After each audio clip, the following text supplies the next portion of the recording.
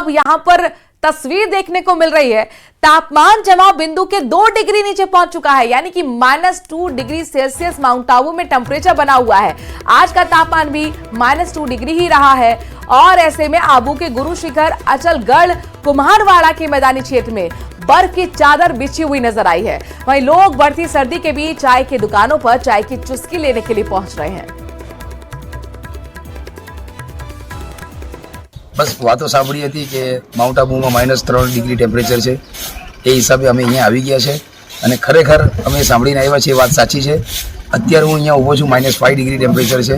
રાત્રે રૂમમાં અમે રોકાયા હતા હોટલમાં, બહુ ખૂબ જ ઠંડી લાગી, પણ અત્યારે આ ઠંડીનો બહાર વાતાવરણમાં અહેસાસ કરવા માટે અમે આવ્યા છે, તો અત્યારે ખરેખર એ ઠંડીની મજા લઈએ છે ને અત્યારે ટેમ્પરેચર બતાવે છે -5 ડિગ્રી અને એ ઠંડીની સામે અમે થોડો ગરમાટો કરવા માટે ચા પીધી છે, નાસ્તો કર્યો છે।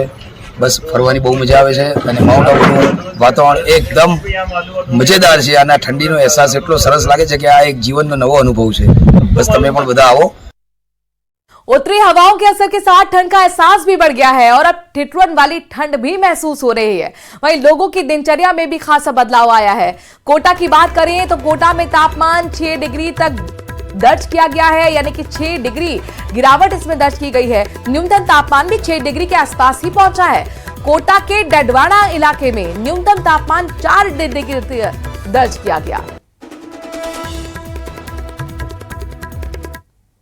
उत्तरी हवाओं का असर बढ़ा है तो बढ़ गई है सर्दी। 6 डिग्री से ज्यादा तापमान में गिरावट दर्ज की गई है और इसके साथ ही ठिठुरा देने वाली ठंड का एहसास दिसंबर जाते जाते होने लगा है। फिलहाल कोटा के डडवाड़ा इलाके में तापमान 4 डिग्री तक पहुंच गया है। वहीं कोटा में न्यूनतम तापमान 6.8 डिग्री तक दर्ज किया गया है। वहीं अधिकतम तापमान की बात करें तो फिलहाल 23 डिग्री के आसपास ये चल रहा है। इसके साथ ही लोगों की दिनचर्या में भी बदलाव देखने को मिल रहा है। फिलहाल कोटा के सिटी हाट किशोर सागर तालाब की तस्वीर आपको दिखा रहे हैं। सुबह का ये नजारा है, तो ऐसे में यहाँ पर सुबह की जो तस्वीर है वो हल्की हल्की धुंधली नजर आती है। ये ऊंची ऊंची जो इमारतें हैं वो आपको यहाँ पर हल्के हल्के धुंध के आगोश में यहाँ पर नजर आएंगी, क्योंकि जब ठंड का एहसास होता है तो ये तस्वीर भी धुंधली हो जाती है और खुद बयां करती है ठंड के एहसास को भी। कोटा का ये रोड जिसको हम फिलहाल दिखा रहे हैं, जहां पर मॉर्निंग वॉकर्स की अमूमन बड़ी भीड़ होती है, लेकिन उनकी जो दिनचर्या है उसमें भी तब्दीली आ गई है। ज्यादातर यहाँ से गुजरने वाले मॉर्निंग वॉकर्स पूरी तरह से कवर अप कर करके यहाँ से निकलते हुए नजर आ रहे हैं। सर्दी से बचाव के जो तमाम इंतजामात हैं वो करके यहाँ से सड़क से गुजरते हुए नजर आ रहे हैं। वहीं सुबह के समय में लोग अलाव का सहारा लेते हुए नजर आते हैं। ठंड से बचाव के तमाम जो इंतजामात हैं उनके साथ में गुजरते हुए नजर आते हैं। तो ठंड का एहसास बढ़ा है, तो इसके साथ ही लोगों ने भी अपने तमाम जो गर्म कपड़े हैं वो निकाल लिए हैं और इसके साथ ही बदलने लगी है लोगों की दिनचर्या। हिमांशु मित्तल, न्यूज़ 18 कोटा। वहीं धौलपुर जिले में दिसंबर महीने के दूसरे हफ्ते में सर्द हवाओं का दौर शुरू हो गया है। दिन भर चल रही सर्द हवाओं से तापमान में गिरावट देखी जा रही है। जिले का न्यूनतम तापमान 5.2 डिग्री सेल्सियस दर्ज किया गया। तापमान में लगातार हो रही गिरावट से खेतों में खड़ी फसलों पर ओस की चादर देखने को मिली। दिन भर चल रही सर्द हवाओं से लोगों का जनजीवन पूरी तरह से प्रभावित हो गया है।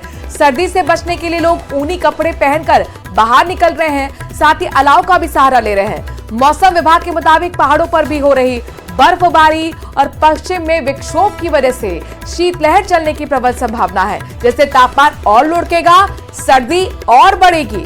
शीतलहर का कहर लगातार जारी है।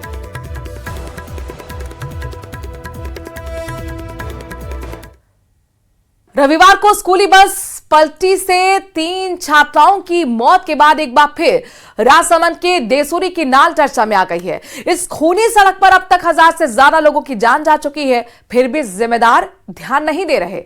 4 साल पहले भेजा गया एलिवेटेड रोड का प्रस्ताव अभी भी विचाराधीन है। ये देखिए खूनी सड़क पर खास रिपोर्ट।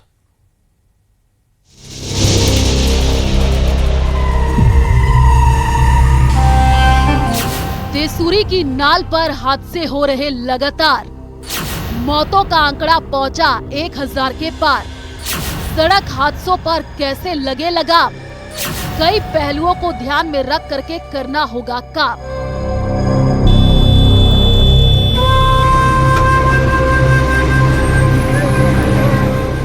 काली सड़कें उज्जवल विकास का प्रतीक है, लेकिन कई बार इंसान अपनी लापरवाही से समृद्धि की सड़कों को, खुशहाली के मार्ग को लहूलुहान कर जाता है। ऐसी ही कुछ तस्वीरें आपके स्क्रीन पर हैं। तस्वीरें अरावली की पहाड़ियों से गुजरने वाली देसूरी की नाल की है, जो राजस्थान की सबसे खूनी सड़क मानी जाती है। जब से ये सड़क बनी है, तब से अब तक सैकड़ों हादसों में 1000 से ज्यादा लोगों की जान ले चुकी है।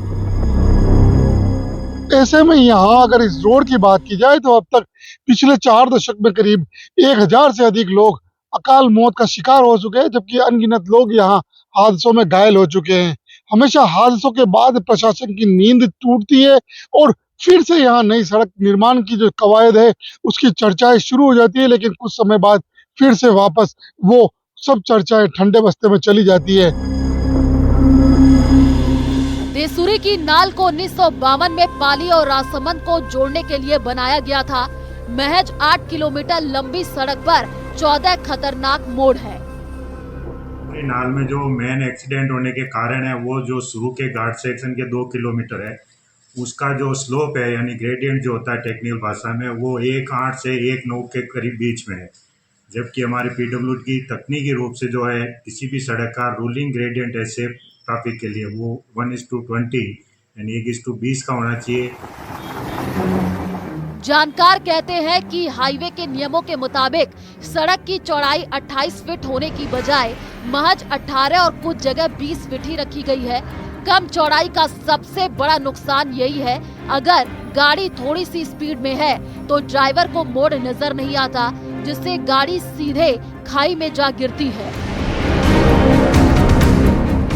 एक मेन एक्सीडेंट होने का जो कारण है, आधे से ज़्यादा लोग तो जो चलाने वाले हैं अनजान लोग होते हैं, और जिस तरीके से ये घाट सेक्शन है वहाँ पे लापरवाही करने से ये हादसे होते हैं।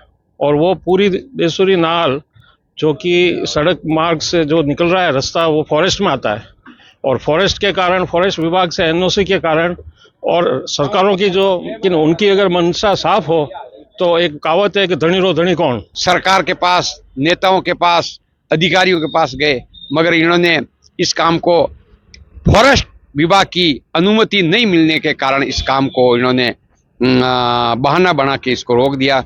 अब सरकार किसकी होती है? सरकार के अधीन, फॉरेस्ट विभाग ही सरकार के अधीन है। सरकार की इच्छा शक्ति हो, मंत्रियों की इच्छा शक्ति हो तो देसूरी की नाल क्या खंडाला घाट जैसे कट गए, चिरवा घाटा जैसे कट गया। देसूरी की नाल का तो 8 किलोमीटर 9 किलोमीटर का टुकड़ा है। स्थानीय लोग का कहना है कि सड़क का नव निर्माण नहीं होने के पीछे सबसे बड़ा कारण सरकार और सरकारी विभागों की इच्छा शक्ति की कमी है। अगर खंडाला घाट और उदयपुर का चिरवा टनल बनाया जा सकता है तो देसूरी की नाल में एलिवेटेड रोड बहुत छोटी सी चीज है।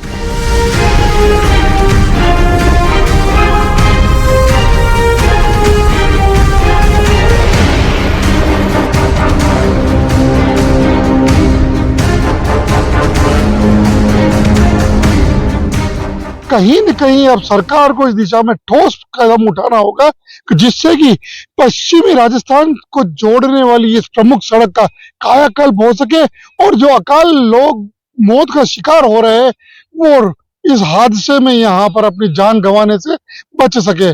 अलकेश सनाटी, न्यूज़ 18 राजस्थान, राजसमंद।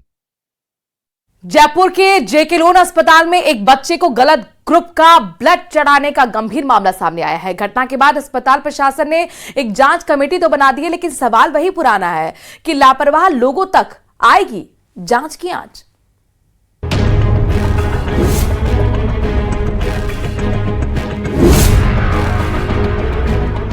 किडनी का इलाज कराने आया, डॉक्टरों ने गलत खून चढ़ाया, कमेटी करेगी जांच, लापरवाहों पर पड़ेगी आंच।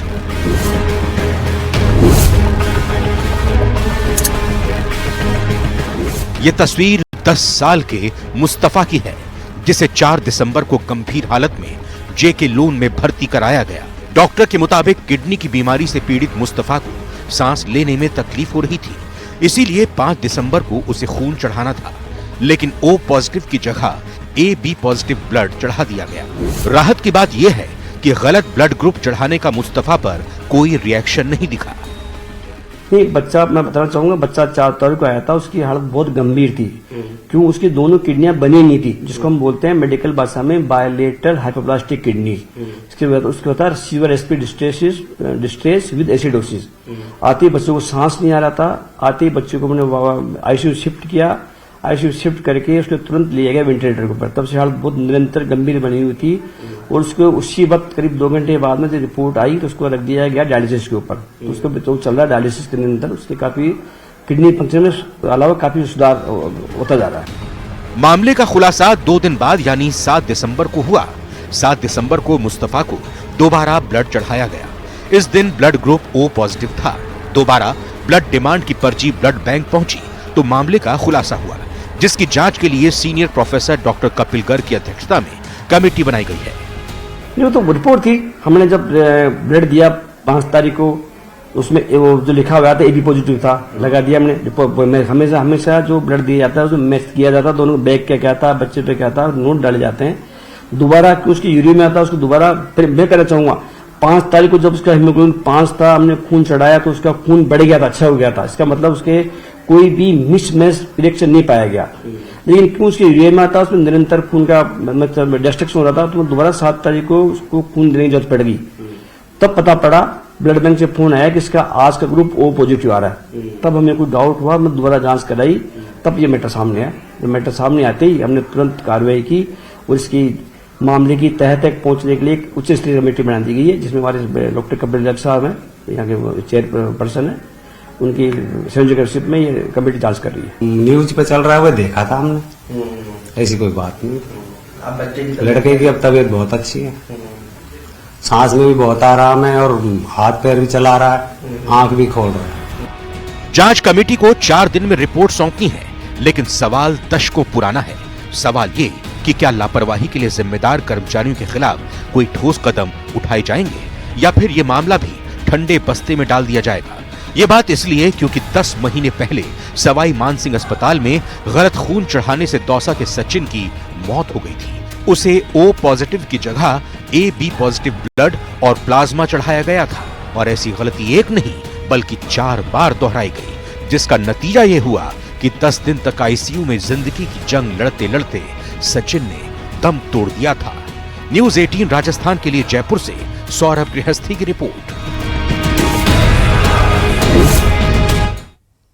बीकानेर से बड़ी खबर आ रही है। PHED विभाग की डिग्गी में गाय गिर गई। 25 फीट गहरी पानी से भरी डिग्गी में गाय गिरने का मामला सामने आया है, जहां पर ग्रामीणों ने JCB की मदद से गाय को बाहर निकाला। 4 से 5 घंटे की कड़ी मशक्कत के बाद आखिरकार गाय को बाहर निकाला गया है। खाजूवाला कस्बे के लिए पेयजल सप्लाई इसी मुख्य डिग्गी से होती है और बड़ी बात यह है कि 4 साल से डिग्गी की छत टूटी हुई है। यही वजह रही कि इतना बड़ा हादसा यहां पर हो गया। खाजूवाला के सब्जी मंडी के PHED कार्यालय की घटना आपको हम बता रहे हैं। खाजूवाला की PHED की जो डिग्गी है वो बहुत पुरानी डिग्गी है, बनी हुई है और इस डिग्गी के ऊपर जो ढक्कन लगाया हुआ है वो भी टूटा हुआ पड़ा है और उस पे तिरपाल से ये ढकी हुई थी। उसकी वजह से गाय ये घूमती घूमती इसके डिग्गी के पास में आ गई और तिरपाल के पैर रखने से इसके अंदर गिर चुकी है। और ये खाजूवाड़ा में जो मौत का कुआं बना हुआ है, ये PHED विभाग है जो ये नींद से जागना चाहिए और इसमें कोई इसकी व्यवस्था करनी चाहिए